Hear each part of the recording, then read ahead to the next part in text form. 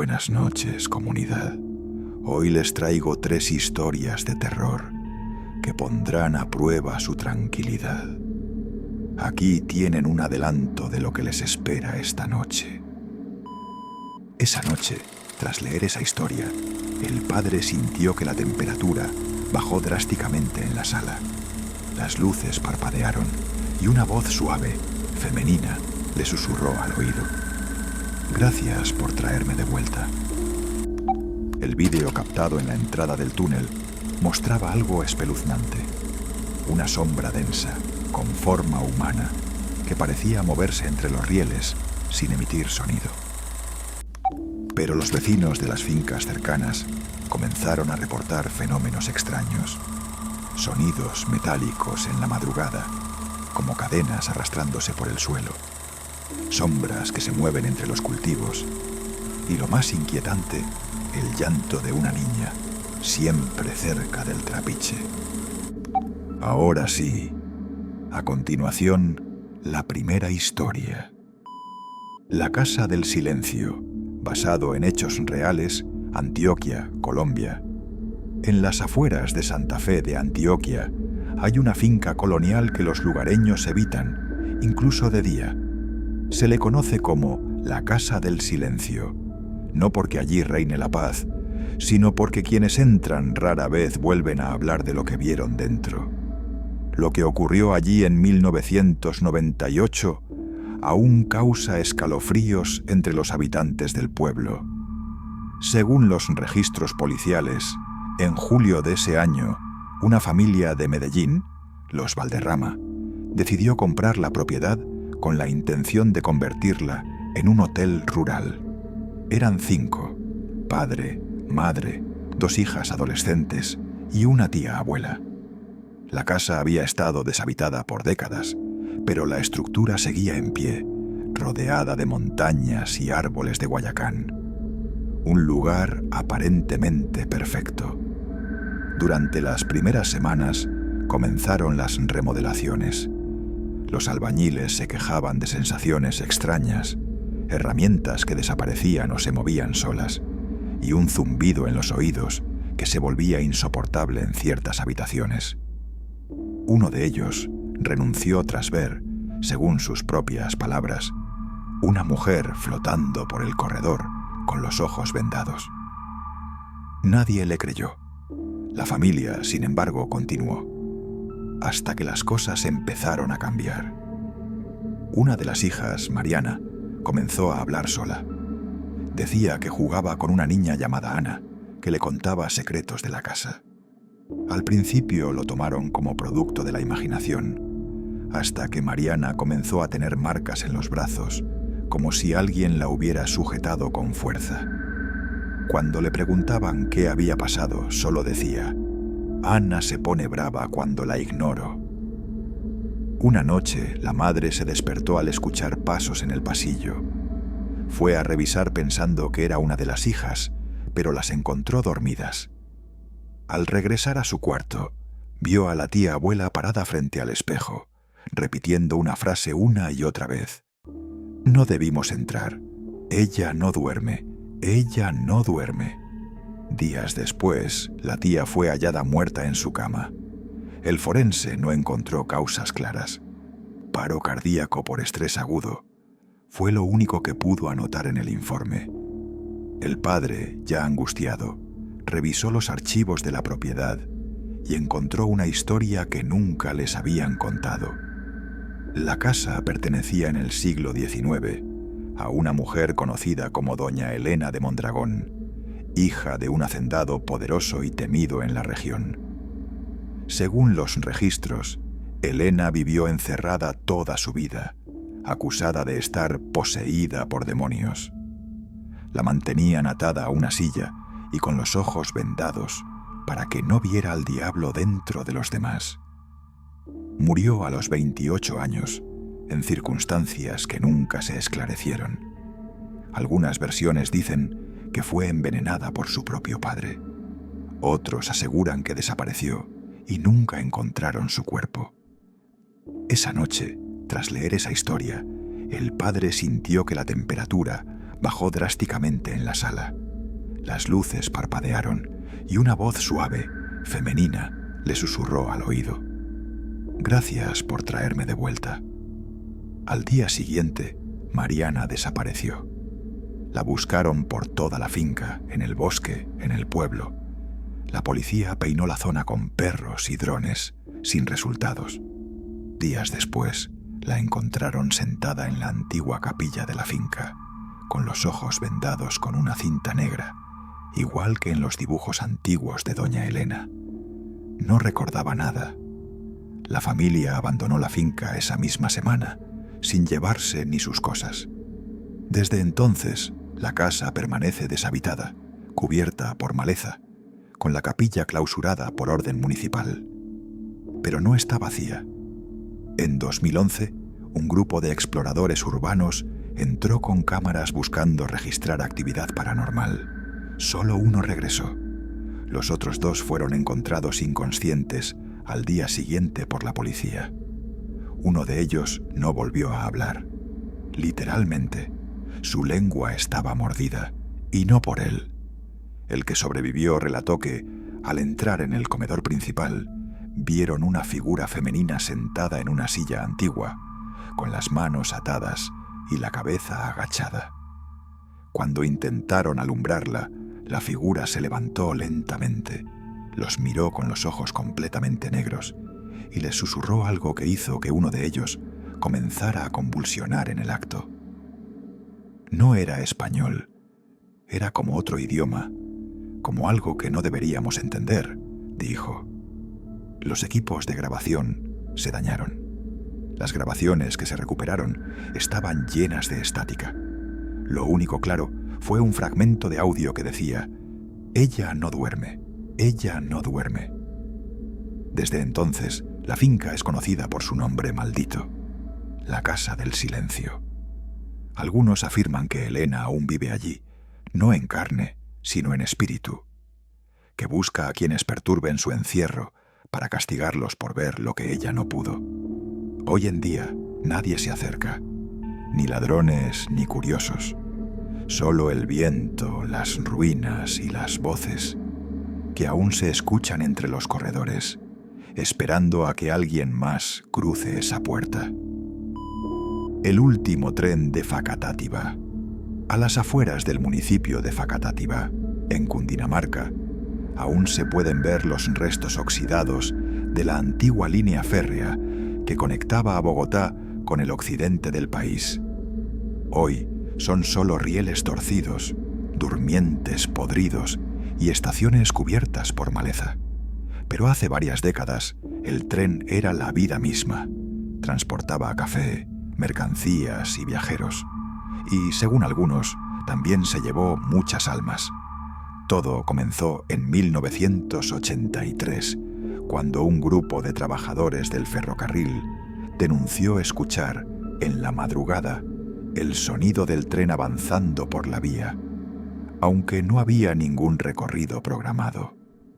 El silbido del motor, el chirrido de las ruedas y hasta los golpes metálicos de los vagones eran audibles desde kilómetros. Pero al salir con linternas a revisar, no había nada, ni luces ni movimiento, solo un silencio espeso. Con los años, el fenómeno se repitió tantas veces que los vecinos del sector lo bautizaron como el tren fantasma. Sin embargo, el misterio tomó un giro más oscuro en enero de 1991, cuando 3 adolescentes desaparecieron después de haber sido vistos por última vez jugando cerca de la vía abandonada, justo en el kilómetro 11, donde aún se conserva un antiguo túnel. Según el informe de la policía, los chicos habían salido a explorar las ruinas de la antigua estación con una grabadora y una linterna. No regresaron. La búsqueda duró una semana, hasta que uno de los cuerpos fue encontrado cerca del túnel, con señales de hipotermia, los ojos abiertos en una expresión de pánico extremo. Y lo más extraño, rastros de hollín en las fosas nasales, como si hubiera respirado humo de carbón. Los otros dos nunca fueron encontrados.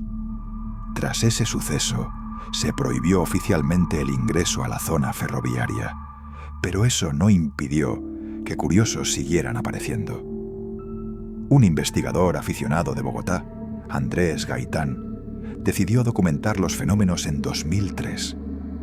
Viajó con 2 cámaras y una grabadora digital. Pasó la noche en la vieja estación de Piedras Blancas, cerca del túnel. Solo dejó una nota escrita a mano en su diario.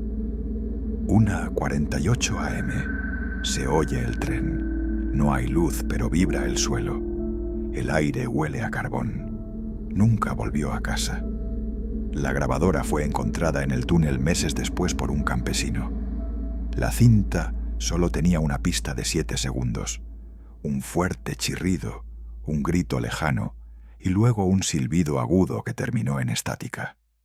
La historia fue recogida por un periodista de Zipaquirá en un artículo titulado La vía que conduce al más allá, pero fue rápidamente censurado por el periódico local, al parecer por presión de autoridades ferroviarias que no querían sensacionalismo. Los vecinos, sin embargo, saben que algo pasa allí. En el barrio La Concepción, ubicado cerca de los rieles, la señora Nora, de 72 años, relató que cada 13 de abril, fecha de la última gran colisión del tren en 1965, se escuchan los gritos de pasajeros, el rechinar de frenos y el estruendo de metal chocando. Esa tragedia real dejó más de 40 muertos, muchos de los cuales nunca fueron plenamente identificados. Esa noche no se duerme. Los perros ladran, las luces parpadean y uno siente frío en los huesos, dijo Nora mientras sostenía un rosario. En 2017, un grupo de turistas argentinos intentó filmar un documental corto sobre trenes abandonados. Ingresaron al túnel con drones y linternas, pero tras 2 minutos de grabación, las baterías murieron simultáneamente. A la salida, uno de ellos comenzó a llorar sin explicación. Cuando volvió a su país, renunció a su trabajo y dejó la industria del cine. El vídeo captado en la entrada del túnel mostraba algo espeluznante. Una sombra densa, con forma humana, que parecía moverse entre los rieles sin emitir sonido. Uno de los drones captó una figura blanca parada en medio del túnel durante una fracción de segundo. Cuando intentaron analizarla con software especializado, el archivo simplemente se corrompió.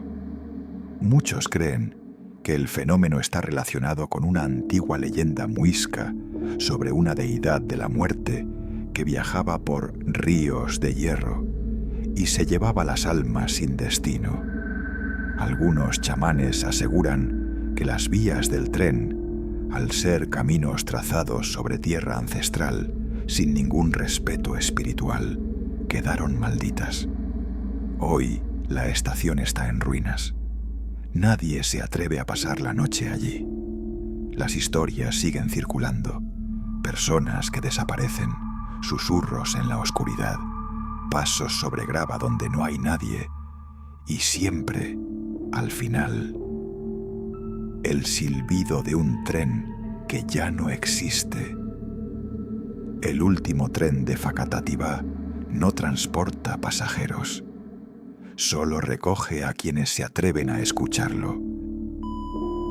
Recuerda, si estás disfrutando el video hasta ahora, tu like y suscripción ayudan un montón. Continuemos con la siguiente historia. El llanto en el trapiche, la maldición de la hacienda, el paraíso.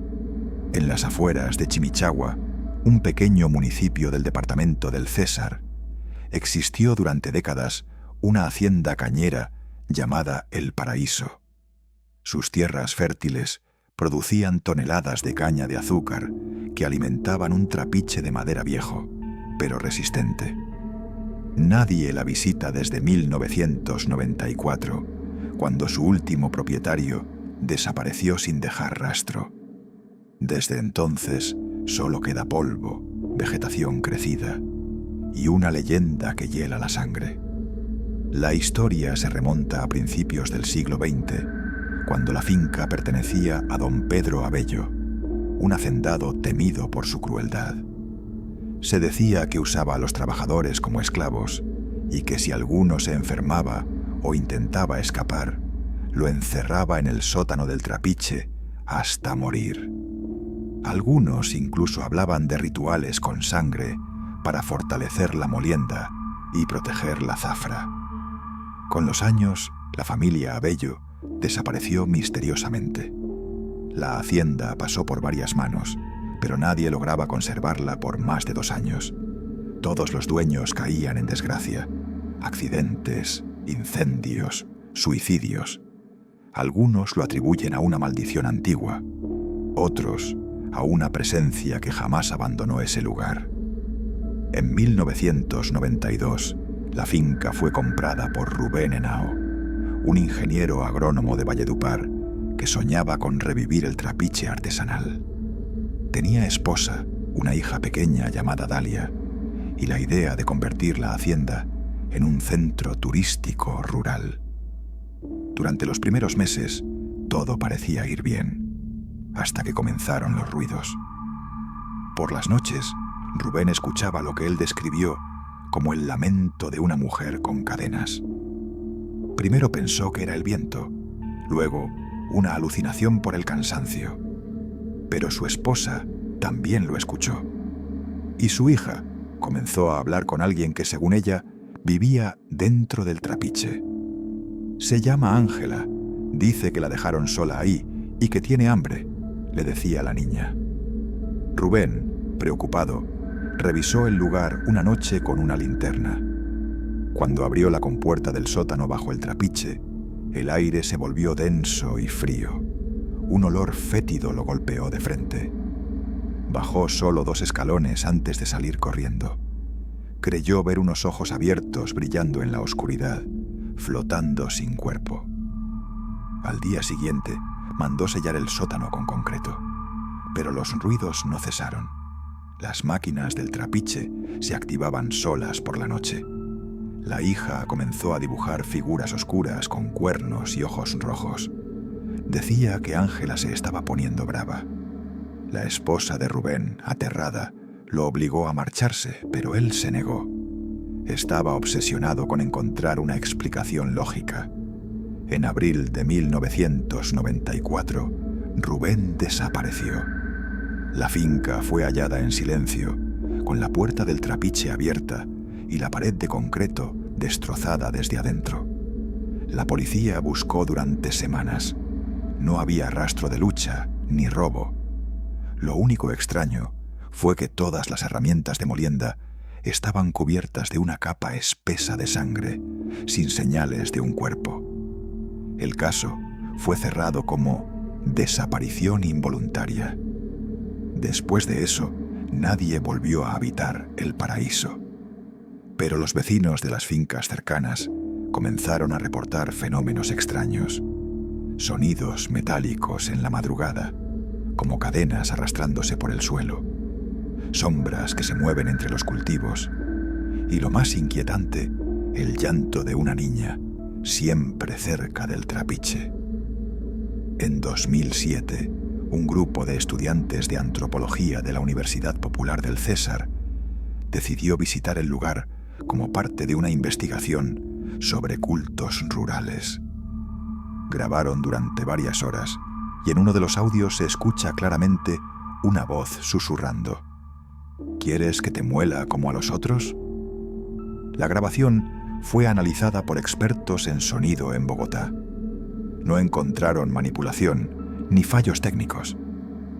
Uno de los investigadores, al escucharla, sufrió un ataque de pánico y se negó a volver a trabajar en el caso. Los historiadores locales descubrieron después un dato escalofriante. En 1911, el padre de don Pedro Abello, fundador original de la hacienda, había sido acusado de asesinar a una mujer indígena que protestaba por la usurpación de tierras sagradas.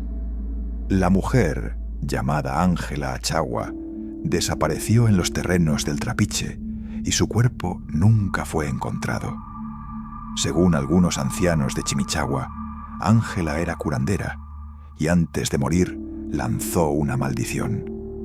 Tus huesos crujirán bajo la rueda que hiciste para el oro, y los que vengan después también. Muchos creen que su espíritu fue encerrado en el Trapiche, alimentado por el sufrimiento de los trabajadores y los rituales oscuros del hacendado, y que sigue allí, esperando. Hoy, el paraíso sigue abandonado. Nadie se atreve a entrar. Los pocos que han intentado acercarse han sufrido accidentes inexplicables o han enfermado sin causa médica aparente. Y en las noches sin luna, aún se escucha desde lejos el chirrido de la rueda del Trapiche, seguido por un sollozo suave, como de niña.